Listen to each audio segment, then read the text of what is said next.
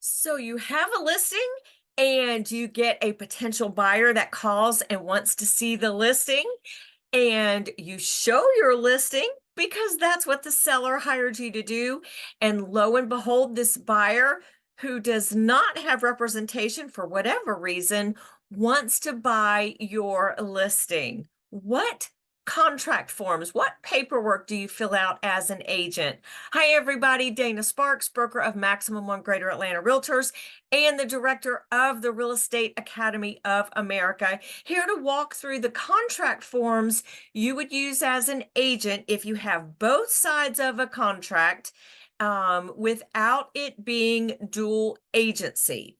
Now, you do need to check with your broker to make sure that your broker does allow you as an agent to have both sides with it being dual agency or without it being dual agency. But let's dive in, shall we? So, as I mentioned, you have a listing, you get a prospective buyer that wants to see it. You talk to that buyer and you show the property. That's what the seller has hired you to do. You find out the buyer does not have their own agent for whatever reason. That buyer does want to buy your listing and you're going to write up both sides. So let's dive in and, well, let's talk about it and then I'll show you the contract forms. So you obviously already have a client relationship with the seller. Well, I'm assuming, I'm saying obviously, but I am assuming that you have signed an exclusive or non-exclusive seller brokerage agreement, which does create the client relationship between your broker and the seller. And for this video, you will be working with the buyer as a customer. By default, the client relationship in Georgia is contractually driven. So if the public buyer has not signed a buyer brokerage agreement, they are your customer. However, in light of good customer service and disclosure and just making sure that all parties understand their relationship with your broker, now let's dive in and jump through the forms and let me show you what forms you would fill out. So we're gonna, let me share my screen and we are going to dive in and let me just walk through this just a little bit to show you. But on the purchase and sale agreement, you will notice at the very bottom, paragraph A10, there is a disclosure regarding, there we go, regarding the relationship, the brokerage relationship. So in my example, where you have both sides of a deal, but it's not a dual agency situation, in my example where you have the listing and you get a call from a prospective buyer, the seller's broker that's the name of your brokerage, representing seller as a client. The buyer's broker is name of your brokerage, working with buyer as a customer. Again, by default, a party who has not signed a brokerage agreement is your broker's customer. So that's the relationship. And then on the signature page under the brokerage section, you are still going to sign both sides of the signature page because the public buyer and the public seller have still chosen to work with you and your broker to work with them for this transaction. Now, for the seller, you will have already signed, or in my example, generally speaking, you will have signed an exclusive seller brokerage agreement. And again, per Georgia code, the broker may only represent a seller or a buyer as a client once the public has signed this agreement. So this exclusive or non-exclusive seller brokerage agreement does create the client relationship for the seller. I'll come back in a minute. For a buyer, if you were working with the buyer as a client, then the buyer will have signed an exclusive or non-exclusive buyer brokerage agreement. If that is the case, then on the purchase and sale agreement under paragraph A10, where you fill out the brokerage relationships, this would be a dual agency situation.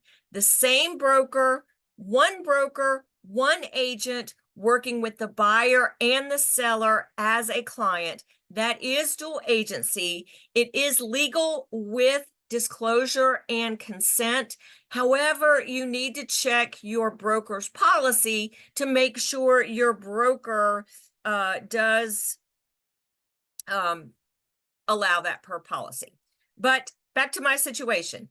If you are working with a buyer and they are going to be your customer, then the buyer is going to sign the authorization to work with buyer as a customer. And let me show you that form. So this is the GAR, and I'm showing you the Georgia Association of Realtor forms. This is the form, the agreement to work with buyer as a customer.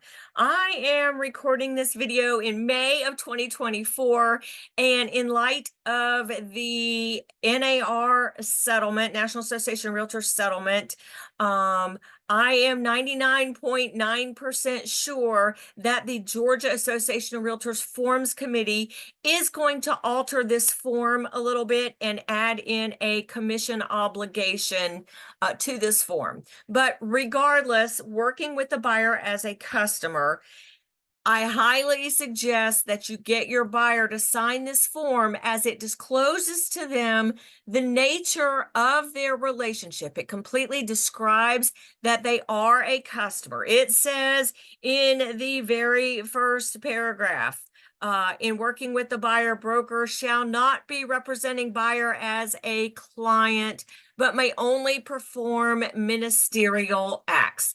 So again, as an agent, what form do you fill out? So you probably have already signed the exclusive seller brokerage agreement with the seller. You get a sign call, buyer wants to buy your house.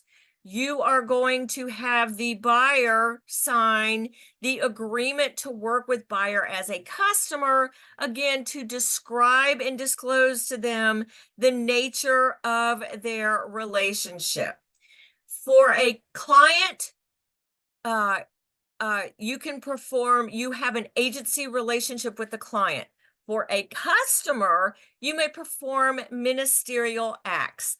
I highly suggest that you hand out some sort of document. If you have taken any of my classes, you have received this document, Ministerial Acts, which is what I have compiled from the Georgia Real Estate Commission regarding what are ministerial acts. It does reference license law, and it does reference our Beretta laws, which is Georgia code. Again, I highly suggest that you get some documentation into the hands of your buyer that does describe what comprises ministerial acts. And again, I give this handout in the classes that I teach on brokerage agreements and in the contracts classes. Additionally, the Georgia Association of Realtors does have a form, a consumer brochure called the ABCs of Agency. I highly suggest that you also get this consumer brochure into the hands of your customers as well, and make sure that they understand that they have the option of becoming a client rather than being a customer.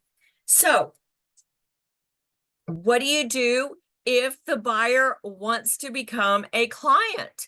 Well, if your broker allows dual agency and both buyer and seller agree, then your buyer would sign the buyer brokerage agreement, and then your seller and your buyer are clients.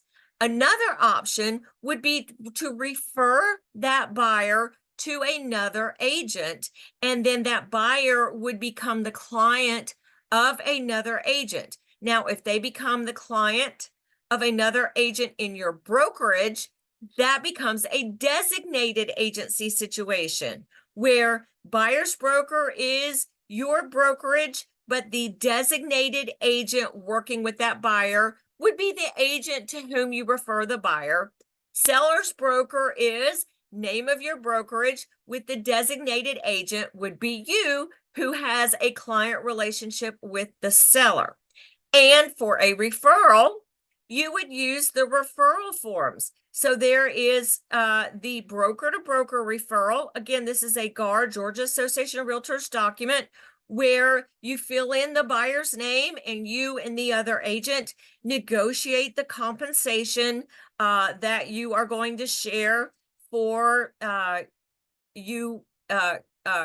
referring this, in my example, buyer to another agent, and that buyer also, to stay in compliance with license law, signs the referral authorization, where you disclose that you are getting paid a fee for referring them to another broker. So again, this was a little bit more long-winded, and I was trying to make it easy for you. Basically, if you have both sides of a deal and you're working with, in my example, seller as a client, buyer as a customer, this would be the same name of the brokerage, seller client, buyer customer. Seller has already signed exclusive seller brokerage agreement. Buyer will sign agreement to work with buyer as customer.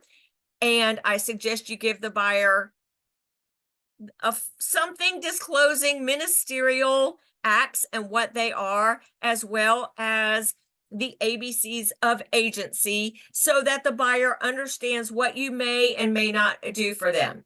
Now, let's say it's opposite. Let's say you have already signed a buyer to a buyer brokerage agreement, and that buyer wants to buy a for sale by owner. Well, it's the same thing, having both sides without it being dual agency. The buyer will be your client by already have signing a buyer brokerage agreement.